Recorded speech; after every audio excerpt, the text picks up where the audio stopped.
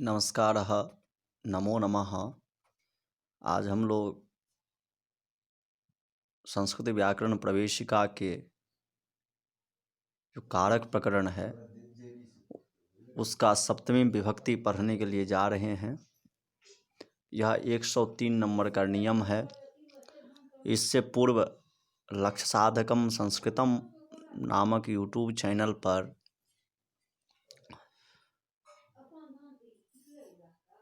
जो है वह पंचमी यावत विभक्ति जो है उसके पूरे वीडियो प्रस्तुत कर दिया गया है तथा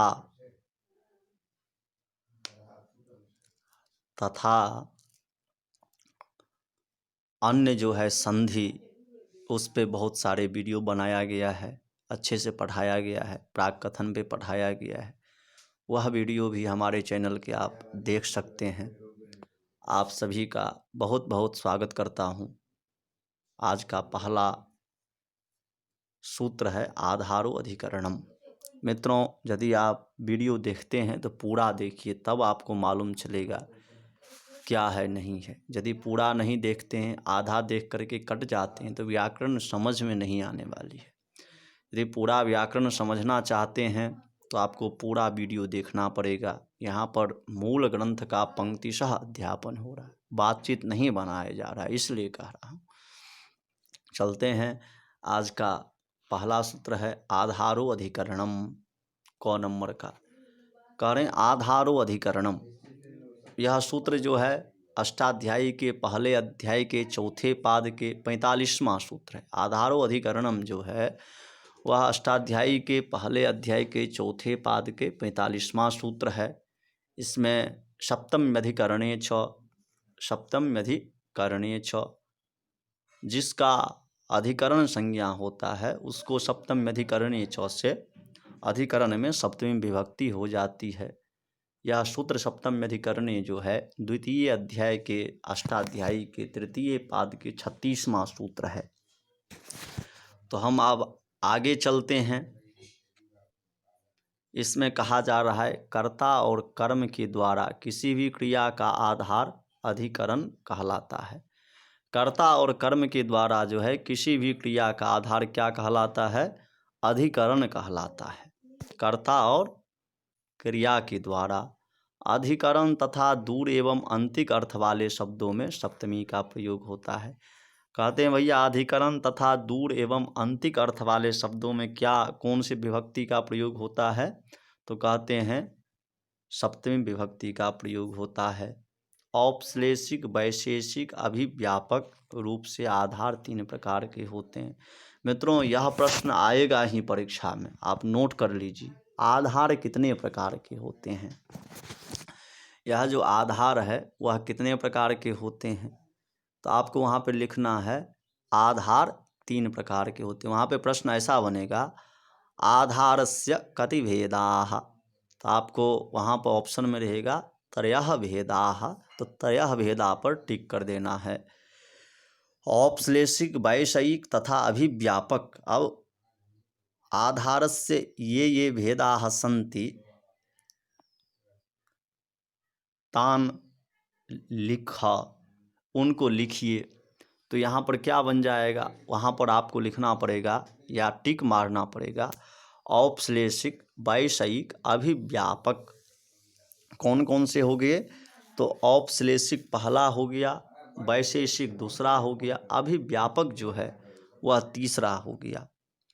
औपश्लेषिक कौन सा है? तो पहला आधार है, वैषयिक दूसरा आधार है, अभिव्यापक जो है वह तीसरा आधार है।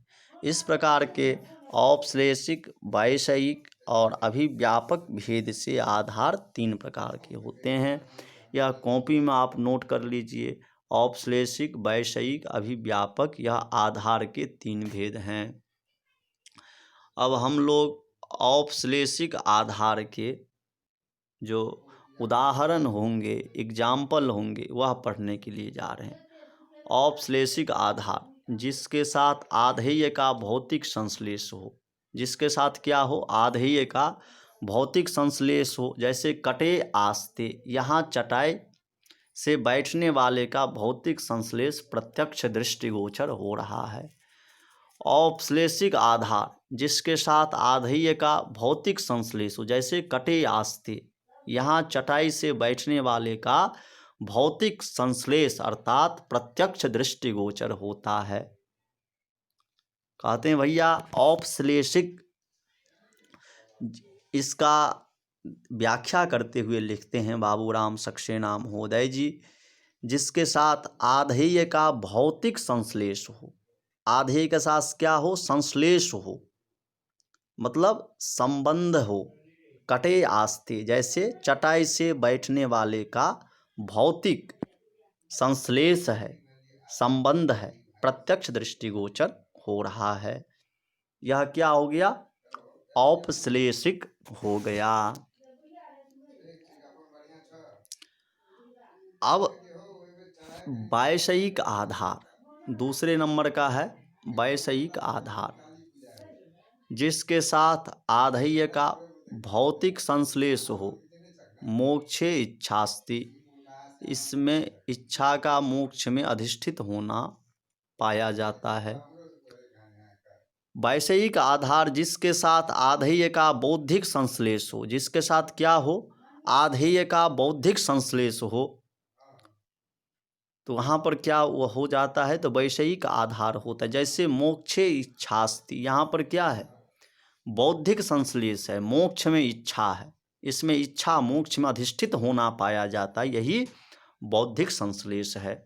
जहाँ पर बौद्धिक संश्लेष हो वहाँ पर वैषयिक आधार होता है, जैसे मोक्षे इच्छास्ति।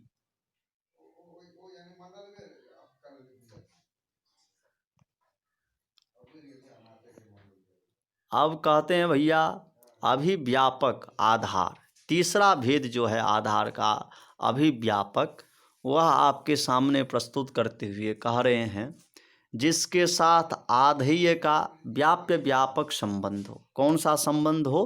तो कहते हैं भैया व्याप्य व्यापक संबंध हो जिसके साथ आधेय का। जैसे तिलेषु तैलम, तिल में तेल, यहाँ तेल तिल में एक जगह अलग नहीं दिखाई पड़ सकता, पर निश्चयात्मक रूप से वह सभी तेलों में व्याप्त है। तनिक भी संदेह नहीं है इसमें।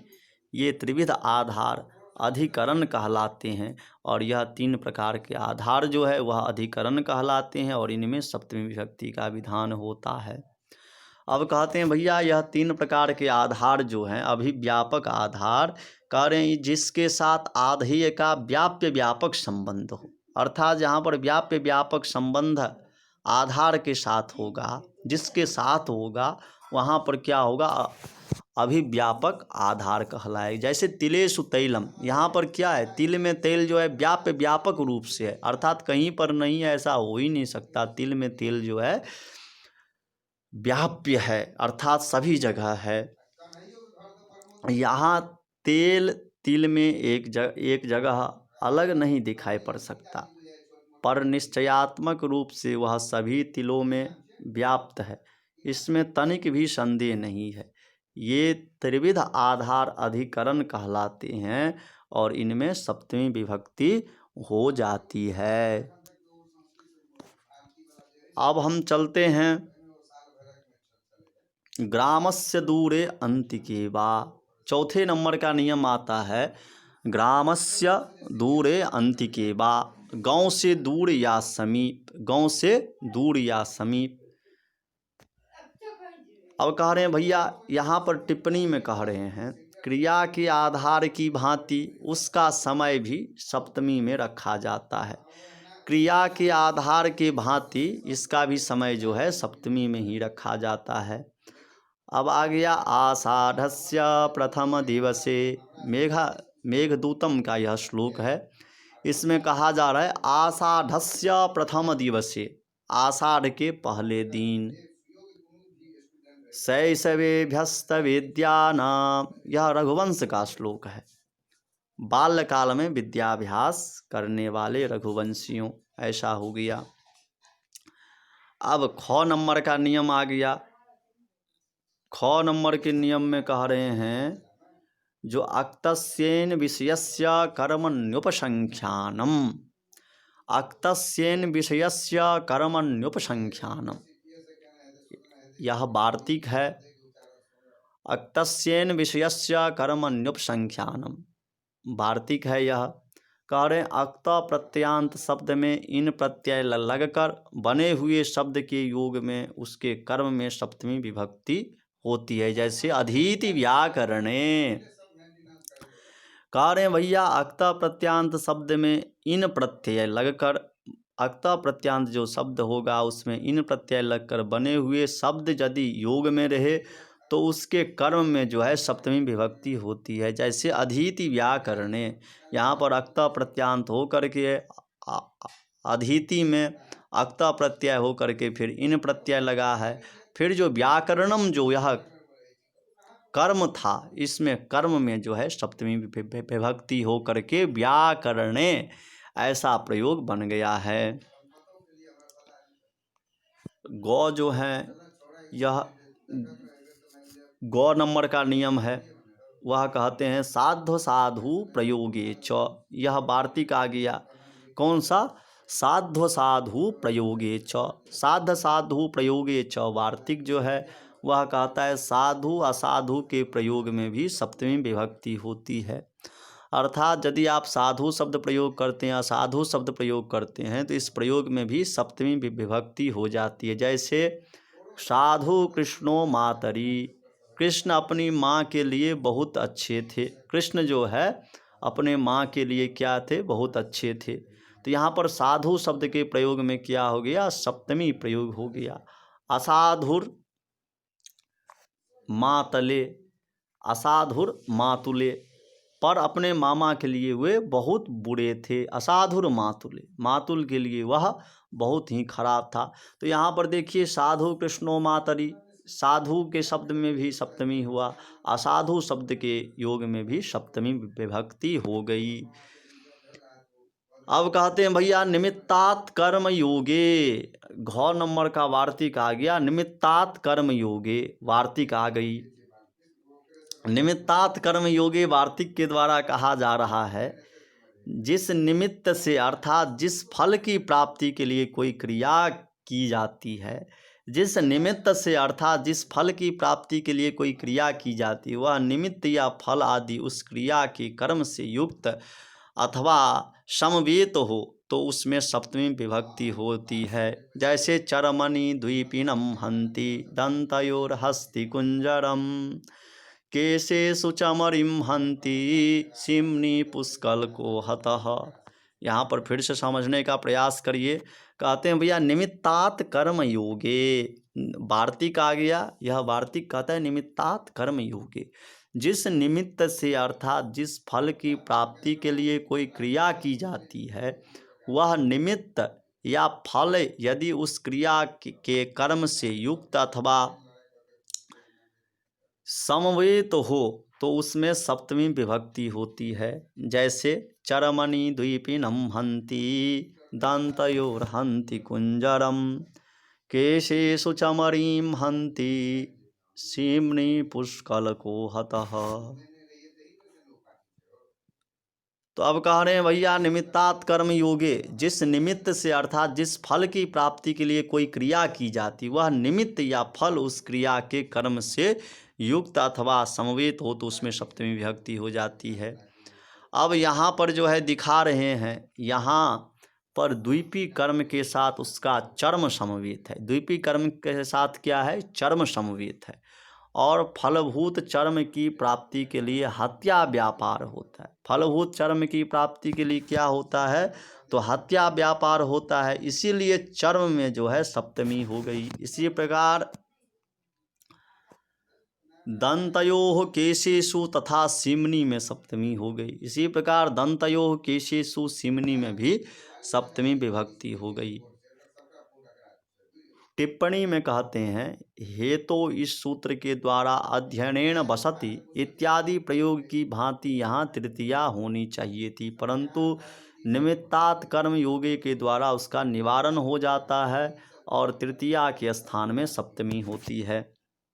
कहते हैं भैया हेतु इस सूत्र के द्वारा अध्ययनेन बसति इत्यादि प्रयोगों की भांति यहाँ भी तृतीया होनी चाहिए थी, परंतु निमित्तात् कर्म योगी के द्वारा निवारण हो जाता है और तृतीया के स्थान में सप्तमी विभक्ति हो जाती है। अब हम चलते हैं यतश्च निर्धारणम। यह सूत्र आ गया, गकार हैं यह, तो कहते हैं भैया यतश्च निर्धारणम, यह सूत्र आ गया। यह जो है यतश्च निर्धारणम सूत्र अष्टाध्यायी के दूसरे अध्याय के तृतीय पाद के 41वां सूत्र है, यतश्च निर्धारणम। इसमें कहते हैं भैया यतश्च निर्धारणम सूत्र कहता है, यदि किसी वस्तु का अपने समुदाय की अन्य वस्तु से किसी विशेषण द्वारा कोई विशेष निर्देश किया जाता है। कहते हैं भैया यदि किसी वस्तु का अपने समुदाय की अन्य वस्तुओं से किसी विशेषण द्वारा कोई विशेष निर्देश किया जाता है, अर्थात विशिष्टता दिखाई जाती है, तो वह समुदायवाचक शब्द सप्तमी अथवा षष्ठी में रखा जाता है। यतश्च निर्धारणम सूत्र कहता है भैया यदि किसी वस्तु का अपने समुदाय की अंत वस्तुओं से किसी विशेषण द्वारा कोई विशेष का निर्देश किया जाता है, अर्थात विशिष्टता दिखाई जाती है, तो वह समुदायवाचक शब्द सप्तमी अथवा षष्ठी में रखा जाता है। तो कहते हैं भैया कविषु कालिदासः श्रेष्ठः, कवियों में कालिदास श्रेष्ठ है। कवीनाम कालिदेशः श्रेष्ठः, गोषु कृष्णा बहुचीरा, गायों में काली गाय बहुत दूध देने वाली होती है। गवाम कृष्णा बहुचीरा, छात्रेषु मैत्रः पटुः, गायों में काली गाय बहुत देने वाले दूध होते हैं। छात्राणाम मैत्रः पटुः, विद्यार्थियों में मैत्र तेज है। अब इसमें कह रहे हैं भैया इन उदाहरणों में यह दिखाया गया है कि काली गाय में कुछ विशिष्टता है, कालिदास और मैत्र कुछ विशिष्ट हैं। ये तीनों विशेष कारण अपने समुदायों में गायों, कवियों, छात्रों में विशिष्ट है और विशिष्ट होने के कारण यहाँ पर जो है सप्तमी हो गई। अब कहते हैं भैया 4 नंबर का नियम आ गया। इसमें कह रहा है सप्तमी पंचम्यो कारक मध्य, सूत्र आ गया सप्तमी पंचम्यो कारक मध्य। यह सूत्र जो है अष्टाध्यायी के दूसरे अध्याय के तृतीय पाद के 7वां सूत्र है।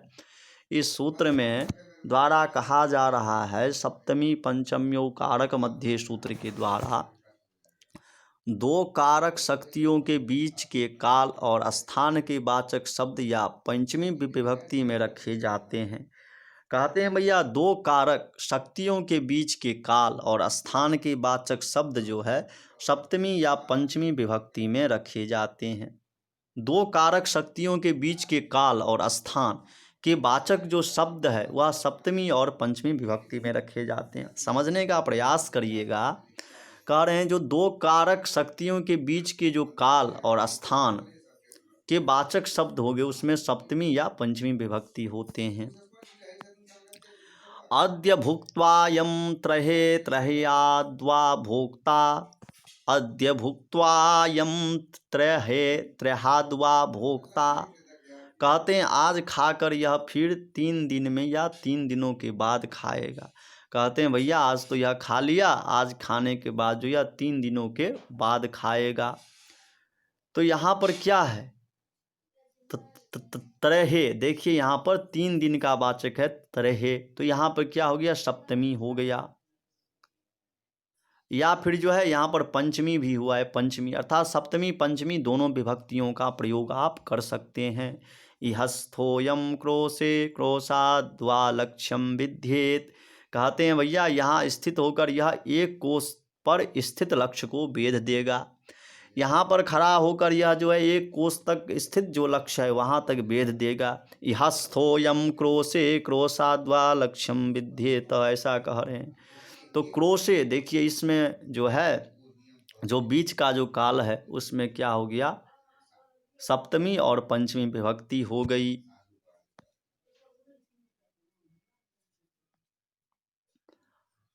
अब हम जो है 6 नंबर के नियम पर चलते हैं। तो यहाँ पर आ जाता है प्रसितोत्सुकाभ्याम तृतीया छ। सूत्र क्या आ गया प्रसितोत्सुकाभ्याम तृतीया छ। यह अष्टाध्यायी के दूसरे अध्याय के तीसरे पाद के 44वां सूत्र है। कौन सा? प्रसितोत्सुकाभ्याम तृतीया च। यह सूत्र में कह रहे हैं जो प्रसित अर्थात इच्छुक या अभिलाषुक तथा उत्सुक शब्दों के योग में सप्तमी और तृतीया विभक्ति का प्रयोग होता है। कह रहे हैं भैया प्रसित शब्द हो तथा उत्सुक शब्द हो। प्रसित शब्द कैसा हो? तो इच्छुक या अभिलाष युक्त इस वाचक प्रसिद्ध शब्द हो, और उत्सुक शब्द के योग में सप्तमी और तृतीया विभक्ति का भी प्रयोग हो जाता है। जैसे निद्रायाम निद्रया वा प्रसित उत्सुको वा। नींद का इच्छुक, सोने का कोई भी व्यक्ति इच्छुक है तो यहाँ पर निद्रा शब्द के योग में प्रसित और उत्सुक शब्द आया हुआ है। इसलिए प्रसितोत्सुकाभ्याम तृतीया चौ से जो है यहाँ पर तृतीया और सप्तमी दोनों विभक्तियाँ हो गई। अब कहते हैं भैया कोश ग्रंथों के अर्थ में इस अर्थ को प्रकट करने के लिए सप्तमी विभक्ति का प्रयोग होता है। जैसे बानो बलि सुते सरे, अमर कोशकार लिखते हैं। बलि के पुत्र तथा सर के अर्थ में बाण शब्द प्रयुक्त हुआ है। व्यवहार या आचरण अर्थ वाले शब्दों के योग में भी सप्तमी विभक्ति होता है। कहते हैं भैया व्यवहार या आचरण वाले अर्थ वाले जो शब्द होगा उसके योग में सप्तमी विभक्ति होती है, ऐसा कहते हैं। व्यवहार या आचरण अर्थ वाले शब्दों के योग में भी क्या कौन सी विभक्तियां होती है? तो कहते हैं सप्तमी विभक्ति होती है, ऐसा कह रहे हैं। आर्योस्मिन् विनयेन वर्तताम, आर्योस्मिन् विनयेन वर्तताम, श्रीमान इसके साथ विनय पूर्वक व्यवहार करे। तो व्यवहार करे यहाँ पर क्या है? व्यवहारवाचक शब्द है, तो इसमें क्या हो गया? सप्तमी विभक्ति अस्मिन विनयेन के साथ में हो गया, तो अर्थात सप्तमी विभक्ति का प्रयोग हो गया। अब जब हम आगे बढ़ते हैं तो कहते हैं कुरु प्रिय सखी वृत्तिम सपत्नी जने, कुरु प्रिय सखी वृत्तिम सपत्नी जने, शाकुंतलम का यह श्लोक है।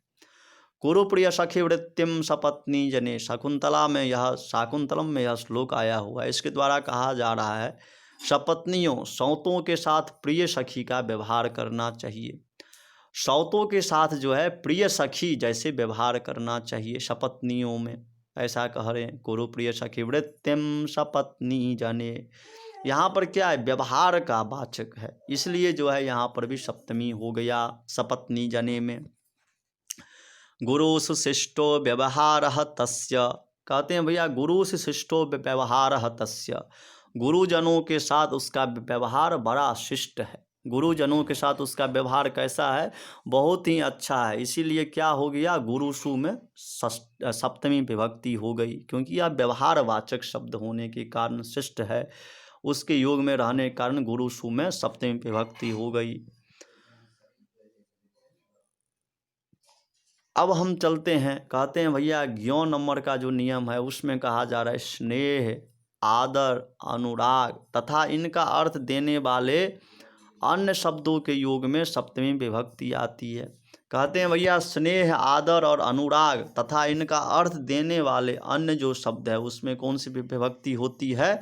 तो सप्तमी विभक्ति होती है। स्नेह, आदर और अनुराग तथा इनका अर्थ देने वाले अन्य शब्दों के योग में सप्तमी विभक्ति हो जाती है, ऐसा कहते हैं। अब हम चलते हैं आगे, तो कहते हैं भैया अस्ति में सोदर स्नेहोप्येषु, इन पर मेरा सगे भाई का स्नेह है। शाकुंतलम का श्लोक है, शाकुंतलम का यह पंक्ति है। स्वयोषीति रति, अपनी स्त्री पर प्रेम। तो इस सूत्र कह रहे हैं स्नेह, आदर और अनुराग जहाँ पर हो तो इनका अर्थ देने वाले शब्द अन्य शब्दों के योग में भी सप्तमी विभक्ति होता है। कह रहे भैया स्नेह, आदर, अनुराग ये 3 शब्द जो हैं वो तो हैं ही, और इनके अर्थ के वाचक और भी जो शब्द होंगे वहाँ पर भी उनके योग में सप्तमी विभक्ति हो जाएगी। तो यहाँ पर जो अस्ति में सोदर स्नेहोप्येतेषु, एतेषु स्नेह शब्द के योग होने के कारण एतेषु में सप्तमी विभक्ति हो गई। इन पर मेरा सगे भाई का स्नेह है, इसका ऐसा अर्थ हुआ। स्वयोषीति रति ही, अपनी स्त्री पर प्रेम। तो यहाँ पर रति शब्द के योग में जो है स्वयोशीति में सप्तमी विभक्ति हो गई। देवे चंद्रगुप्ते दृढ़मनुरक्ताः प्रकृतयः, यह मुद्रा राक्षस का है। अनुरक्ताः, अनुरक्त होने के कारण जो है चंद्रगुप्ते में जो है सप्तमी विभक्ति हो गई। चंद्रगुप्तः, यह जो है प्रथमा में बनेगा चंद्रगुप्तो चंद्रगुप्ताः, और सप्तमी में जाएंगे तो चंद्रगुप्ते चंद्रगुप्तयोः चंद्रगुप्तेषु, ऐसा प्रयोग बन जाएगा। तो चंद्रगुप्त जो है यहाँ पर सप्तमी विभक्ति हो गई। इसका हिंदी अर्थ होता है महाराज गुप्त में प्रजा का बड़ा अनुराग है। महाराज चंद्रगुप्त में प्रजा का जो है बहुत अनुराग है, प्रेम है, श्रद्धा है, ऐसा है इनका अर्थ। दंड नित्याम नात्यादृतो भूत, दंड नित्याम नात्यादृतो भूत, यह दक्ष कुमार का जो है यह सूक्ति है। इसमें कहा जा रहा है भैया दंड नीति के प्रति उसका बहुत आदर भाव नहीं था। दंड नीति के में जो है दंड नीति के प्रति उसका बहुत अच्छा आदर नहीं था, ऐसा कह रहे हैं। दंड नित्याम नात्यादृतो भूत, दंड नीति के प्रति उनका जो है बहुत अच्छा आदर नहीं था, ऐसा कहना है। न तापस कन्यकायाम ममाभिलाषः, न तापस कन्यकायाम ममाभिलाषः, शाकुंतलम का यह श्लोक है। कहते हैं भैया तपस्वी कण्व की कन्या पर मेरा प्रेम नहीं है, तपस्वी कण्व की कन्या पर जो है मेरा प्रेम नहीं है, ऐसा कहते हैं। अब आगे बढ़ते हुए कहते हैं भैया परंतु अनुपूर्वक रंज धातु से बने हुए शब्दों का द्वितीयांत के साथ भी प्रयोग किया जाता है। कहते हैं भैया अनुपूर्वक रंज धातु से बने हुए जो शब्द होगा वह द्वितीयांत में भी प्रयोग होगा। जैसे ऐसा भवन्तम अनुरुक्ता, अनुपूर्वक रंज धातु से बना हुआ है, इसीलिए यहाँ पर द्वितीयांत का प्रयोग हुआ। यहाँ पे शाकुंतलम का उदाहरण है। अब कहते हैं भैया अपि वृषलम अनुरक्ताः प्रकृतयः, यह मुद्रा राक्षस का है। ऐसे प्रयोगों में अनु को कर्म प्रवचनीय तथा उसके योग में द्वितीया होना होता है, ऐसा समझना चाहिए।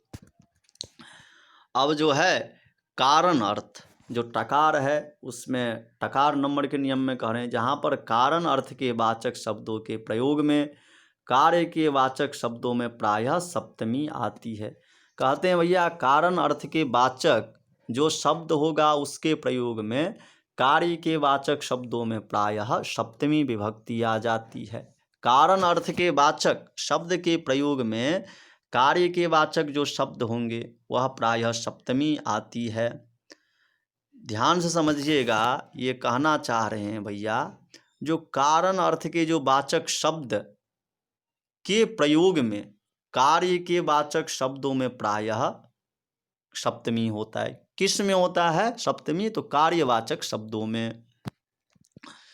अब हम जब आगे बढ़ते हैं तो कहते हैं दैवमेव हि नृणाम वृद्धो क्षये कारणम, दैवमेव हि नृणाम वृद्धो क्षये कारणम। भर्तृहरि क्या यह श्लोक है नीति शतक का 84वां श्लोक है। दैवमेव हि नृणाम वृद्धो क्षये कारणम। कहते हैं भैया मनुष्य की वृद्धि और उसके विनाश में भाग्य ही एकमात्र कारण होता है। मनुष्य की वृद्धि और उसके विनाश में भाग्य ही क्या होता है? एक मात्र कारण होता है, ऐसा कह रहे हैं। तो यहाँ पर देखिए वृद्धो जो कार्य है उसमें क्या हो रहा है? सप्तमी हो रहा है। और क्षय भी कार्य है तो इसमें भी सप्तमी हो गया। अब आ गया दूसरा नियम, कहते हैं भैया युज धातु तथा उससे बने हुए अन्य शब्दों के योग में सप्तमी का प्रयोग होता है। युज धातु से बने हुए या अन्य शब्दों के योग में युज धातु तथा उससे बने हुए अन्य शब्दों के योग में भी सप्तमी होता है। युज धातु से तो होगा ही, और उसके साथ युज धातु के साथ जो बना हुआ शब्द होगा उसमें भी सप्तमी विभक्ति हो जाती है। जैसे देखिए असाधु दर्शी तत्रा भवान कश्यपो वा इमामाश्रम धर्मे नियुंक्ते, शाकुंतलम का यह श्लोक है। कहते हैं भैया पूज्य काश्यप कर्म ने जो इसी आश्रम में कर्मों में लगा रखा है यह ठीक नहीं है। कहते हैं भैया पूज्य काश्यप कर्म ने जो इस आश्रम में कर्मों में लगा रखा है यह ठीक नहीं है। त्रैलोकस्यापि प्रभुत्वम तस्मिन् युज्यते। अब कहते हैं भैया त्रिभुवन का भी राज्य उसके लिए उचित नहीं है, त्रिभुवन का भी राज्य जो है उसके लिए उचित नहीं है। त्रैलोकस्यापि प्रभुत्वम तस्मिन् युज्यते, त्रिभुवन का भी राज उसके लिए ठीक नहीं है। अब जो है इस वीडियो का यहाँ तक ही रखते हैं। अब इससे आगे जो है यहाँ से टिप्पणी से जो है प्रारंभ होगा 203 नंबर पेज से, और उसमें जो है अब आगे की चर्चा की जाएगी। और यह वीडियो जो है यहाँ पर ही समाप्त होता है। और मित्रों इससे पूर्व जो है सारे के सारे जो कारक हैं वह आपको जो है पढ़ाया जा चुका है। प्रथमा विभक्ति, द्वितीया विभक्ति, तृतीया विभक्ति, चतुर्थी विभक्ति, पंचमी विभक्ति तक वह वीडियो भी आप देख सकते हैं। और संस्कृत व्याकरण प्रवेशिका के जो संधि है, स्वर संधि, व्यंजन संधि, हल संधि, वह भी पढ़ाया जा चुका है, प्राकथन पढ़ाया जा चुका है। तो आप हमारे साथ जुड़कर उसका लाभ ले सकते हैं। तब तक के लिए नमस्कार, जय श्री राम।